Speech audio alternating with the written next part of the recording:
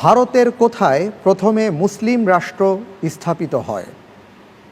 ক সিন্ধু ও মুলতান, খ গুজরাট ও মুলতান, গ সিন্ধু ও ইসলামাবাদ, ঘ দেবল ও সোনারগাঁ। তো ভারতবর্ষ, বিষয়টি মাথায় রাখতে হবে যে ভারতবর্ষের কোথায় প্রথমে মুসলিম রাষ্ট্র স্থাপিত হয়। আপনার সামনে দুটো অপশন রয়েছে। 11 নম্বর প্রশ্নে আমরা জি, উত্তর ক সিন্ধু ও মুলতান। লক করে দেব। ইনশাআল্লাহ।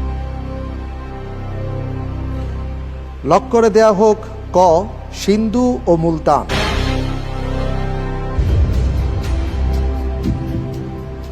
আপনি যে উত্তরটি দিয়েছেন এই 11 নম্বর প্রশ্নের উত্তরে, আপনার উত্তরটি সঠিক হয়েছে।